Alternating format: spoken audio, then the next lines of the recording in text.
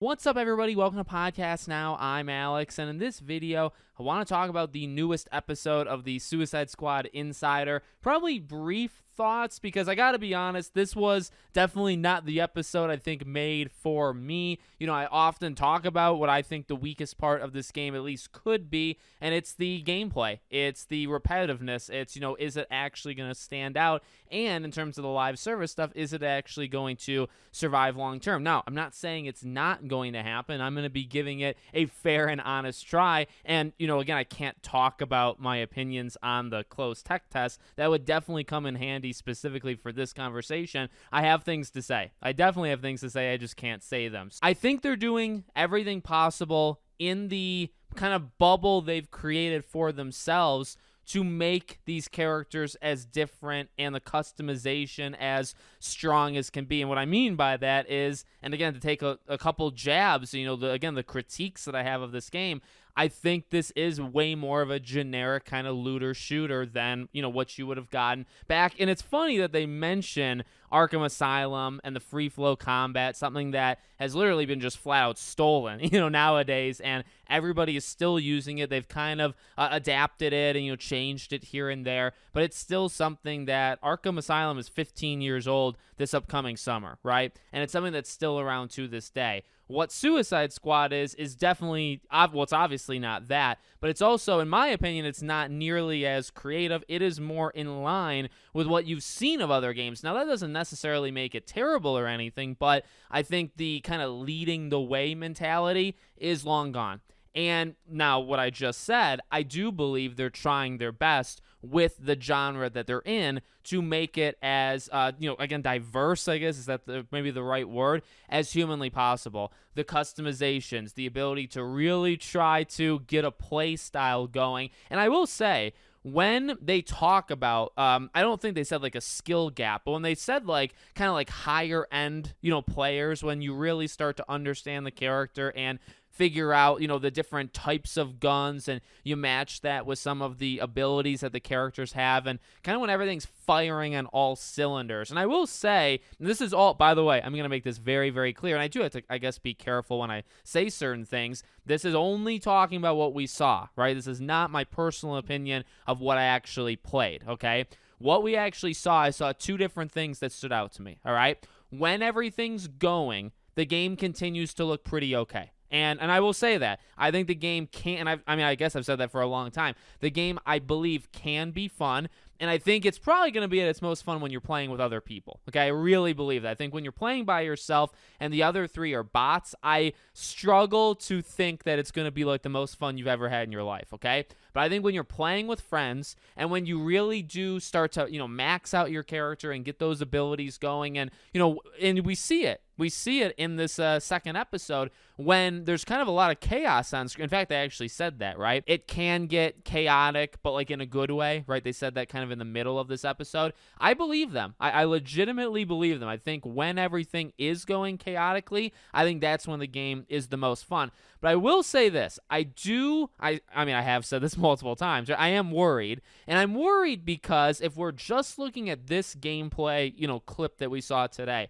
it's actually a tale of like two different sides of this game. See, when they use their kind of like faster editing and like, you know, kind of compiling clips together, okay? And when you are playing with other people and again, it looks like it's chaotic, that's the most fun. But on the other side of things, I would say towards the end of this gameplay presentation, there was one specific moment, I'll try to find it to like play it, you know, as I'm saying it right now, where it doesn't look chaotic at all. It looks very almost bare bones, and it doesn't look like a lot of fun. And again, like, you kind of just have to see it to like fully understand, or I guess where I'm coming from.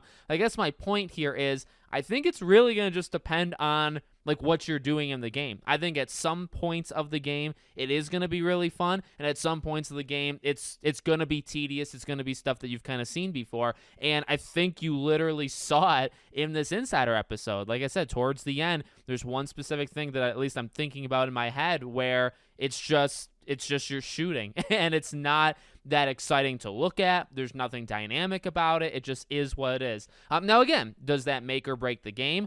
That moment, no. But if the entire game is like that, then yes, right? And that's literally where I've always come at this game, where I think it can, and honestly, my prediction is it'll hold up for like the base game. I think generally the play style of, playing as these characters, even though with the guns and all that stuff, I think it's going to hold up and be fine for the base game. Are you going to be able to play this game, 8 months later, even if they, do random events or like all the stuff they'll do after the game comes out? That I am much less sold on, right? And I'm not ready to say that I'm sold on it at all, because you really just have to see it. I think adding characters afterwards, which they've talked about, right? I think those things will help the game. But, again, it depends fully on, I would say, the catch, right? The grab. Like, what does this game have that makes it kind of unique in the gameplay? Not just in the story, in the gameplay, to make you constantly come back. And I've never been sold on it. I think it's going to be serviceable, but I've never thought that it's going to be, like this is going to be absolutely made. But that's my opinion. There's definitely people you can find out there that are more, on this game side in that department than I am. I want to talk about one other thing, though, and they mentioned it as spoilers, so I guess I should mention it as spoilers. 3, 2, 1. I am shocked. My jaw almost hit the floor when they did Poison Ivy. Now, was it surprising, or is it surprising that there is Poison Ivy and she's literally doing, now I don't know if that's like a thing comic book wise, I'm sure that it is, but like the Groot kind of situation, right? Where you get reborn, you start from scratch, and you don't really remember Poison Ivy, right? She like senses almost that there's a connection specifically with Harley, maybe with the rest of them, but she doesn't actually, remember anything. Is it surprising that that happened? No, it's actually not surprising at all. And they say it in the episode, right? Like if you think back to Arkham Knight and just the way they've been I think they've been teasing it almost, right? What we've seen up to this point with Suicide Squad. Harley, the references to Poison Ivy, like the outright mentions of her, right? I think that's obviously for a reason, and they're going to they're going to do it in the game where she's back. Okay, well, is it surprising? No, but is it surprising that they announce it before the game even comes out? Yeah, that actually surprised me. I thought you would maybe keep that a little closer to your chest, and I guess why you had to do it, right, is because she's another kind of, not like a gun, dealer or anything, right? So you got Penguin for that. You got all these different characters that'll help you customize, stuff with your weapon. Now I'll say this. Poison Ivy, or just Ivy, I guess as they're calling her to start, right? What she does, like the afflictions, right? That actually is the coolest part, I think, of the entire, like there's cutscenes that are cool in this episode, but I would say the affliction thing where you can freeze them or poison them and you can kind of combine them with what your character can do just generally, right? I actually think that's the best part, and I think that is where that diversity, comes in, where I think they said you can have like 2 things at a time, but if you're playing with 4 people, you can all have 2 things. Well, there's, I don't know how many they're going to have in all, but that can get really cool. So I guess you had to show her to show a little bit more about the diversity of combat, right? Like it's not just guns, it's what the guns can do to, to the enemy mixed in with your abilities. I guess you had to do it for that reason, but I'm actually kind of shocked because I think you probably, from a story perspective, you might have wanted to leave that. Also, in the cutscene, now again, remember, I haven't seen spoilers, so sorry, if you're like, well, Alex, you're so stupid, just like look at the spoilers and you don't have to speculate. I'm not going to do that, but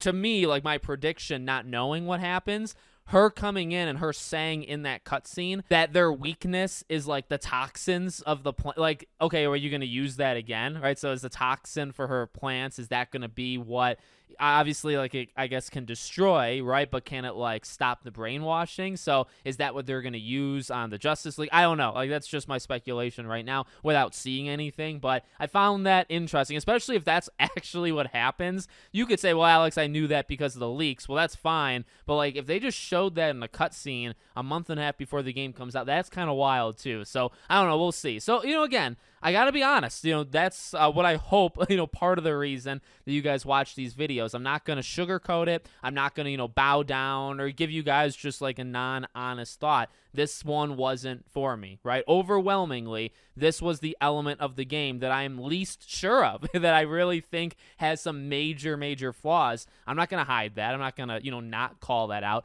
I hope the game is good. I hope the combat can, hold me for at least the base game. And if it doesn't get me, to play 500 hours over a 1.5 year period, that's fine. I don't really want to do that in this game in the first place. So we'll see what happens. But overall, some questionable calls, I'd say that they did in this thing, but also some cool stuff. Definitely there was some okay stuff. Even like the flying vehicles. A little tank-like from Arkham Knight there, but you know what? I have always said this. I was never against the tank in Arkham Knight, at least compared to, a lot of other people. So while it definitely reminded me of that, like seeing it seems like it honestly functions in a pretty similar way, except that you're like in the air, right? But the idea that you can like crash it and cause explosions there, and I don't know, I don't mind it. I never minded it. So if they're gonna do something like that again in this game, actually I will say that mechanic I think would work way more in Suicide Squad than it ever would in Arkham Knight. So that's probably the right move, to be honest with you.